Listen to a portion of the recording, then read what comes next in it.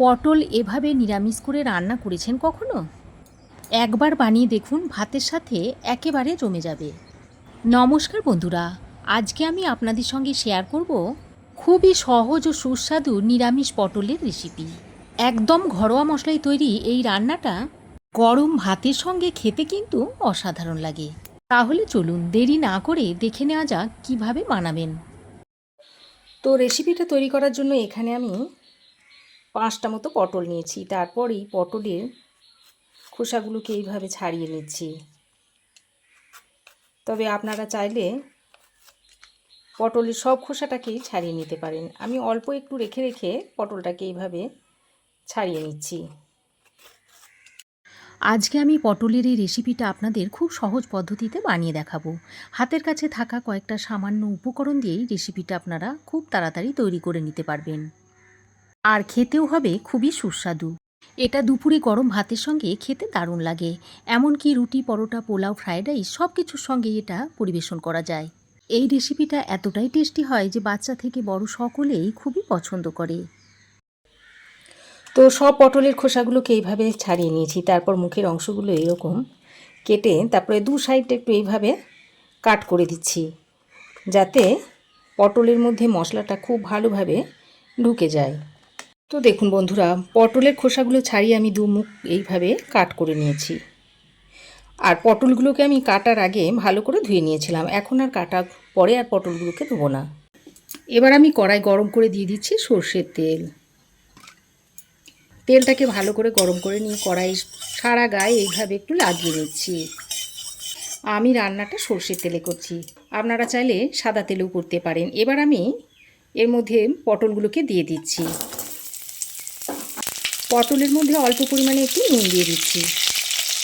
এবার নুনটাকে পটলের সঙ্গে ভালো করে মিশিয়ে নিয়ে পটলটাকে একটু হালকা করে ভেজে নেব।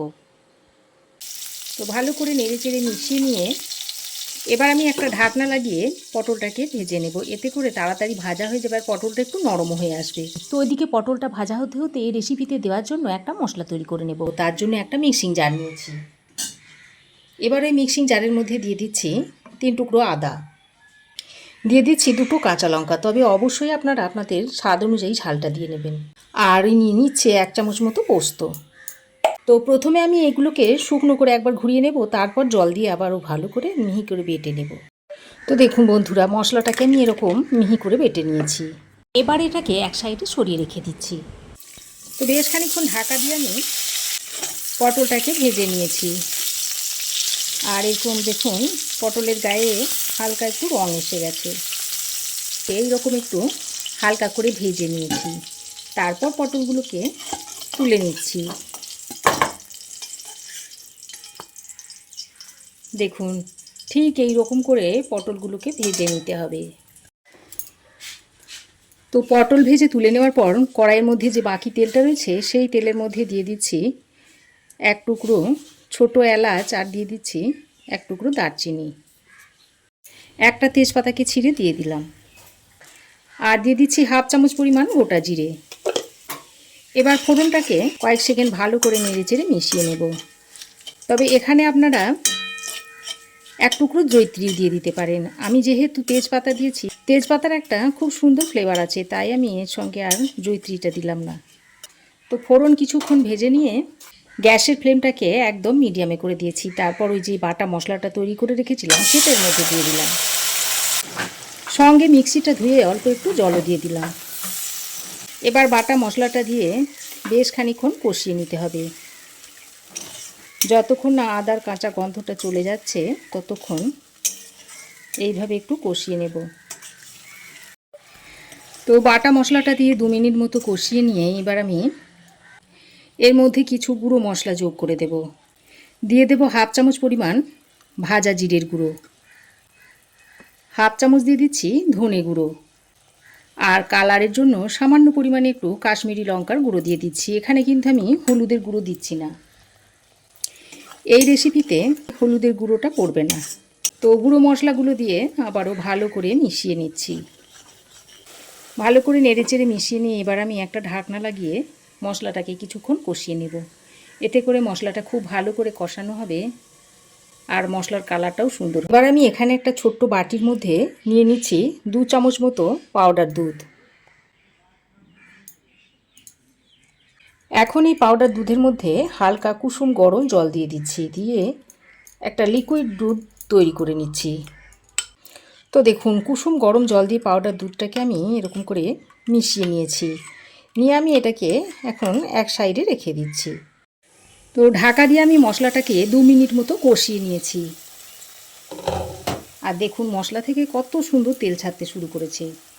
এবার আমি আরও একবার ভালো করে নেড়েচেড়ে মিশিয়ে নিচ্ছি।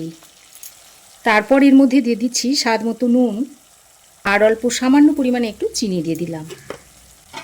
যেহেতু রেসিপিটা আমি একদম নিরামিষভাবে তৈরি করছি, তো তাই আমি অল্প একটু চিনি দিয়ে দিলাম, তাহলে খেতে খুব ভালো লাগবে।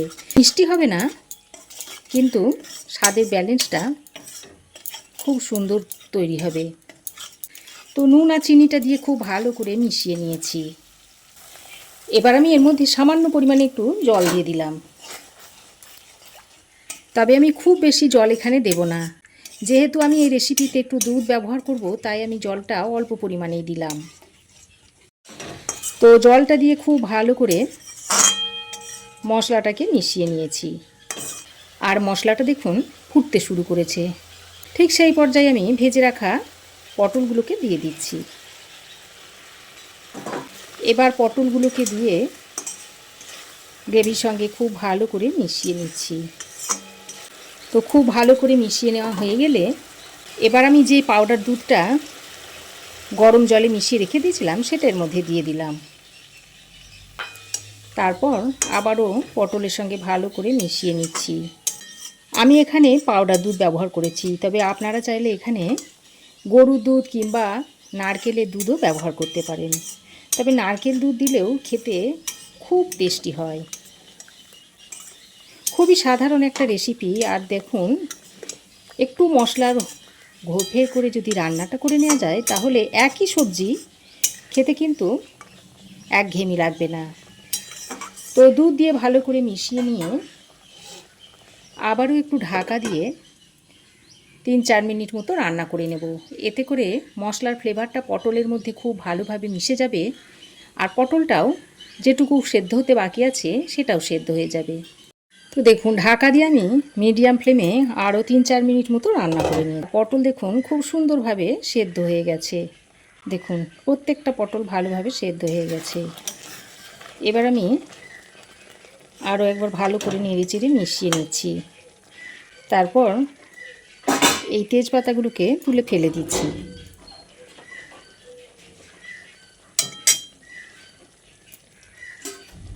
শেষে আমি আরও একটু গরম মশলার গুঁড়ো এইভাবে ছড়িয়ে দিচ্ছি। আগেও আমি গোটা গরম মশলা ব্যবহার করেছি, তাই অল্প পরিমাণই গরম মশলার গুঁড়োটা দিলাম। আর দিয়ে দিচ্ছি 1 চামচ পরিমাণ ঘি। তারপর আবারও একবার ভালো করে নেড়েচেড়ে মিশিয়ে নিচ্ছি। তো দেখুন খুব ভালো করে নেড়েচেড়ে মিশিয়ে নিয়েছি। এবার ঢাকা দিয়ে আরও 2 মিনিট কম আঁচে বসিয়ে রেখে দিচ্ছি। ঢাকা দিয়ে আমি আরও 2 মিনিট রান্না করে নিয়েছি। আর দেখুন রেসিপিটা এখন সার্ভ করার জন্য একেবারে রেডি হয়ে গেছে। এবার আরও কিছুক্ষণ ঢাকা দিয়ে স্ট্যান্ডিং টাইমে রাখার পর আপনাদের সার্ভ করে দেখাচ্ছি। আশা করি আজকের নিরামিষ পটলের রেসিপিটি আপনাদের ভালো লেগেছে। ভালো লাগলে ভিডিওটিতে একটি লাইক করবেন, আর এমন ঘরোয়া নিরামিষ রান্নার রেসিপি পেতে আমার চ্যানেলটি সাবস্ক্রাইব করে পাশে থাকা বেল আইকনটি প্রেস করে রাখবেন। আজ এ পর্যন্তই। আবার দেখা হবে নতুন কোনো রেসিপি নিয়ে নেক্সট এপিসোডে। সে পর্যন্ত ভালো থাকবেন, সুস্থ থাকবেন। ধন্যবাদ।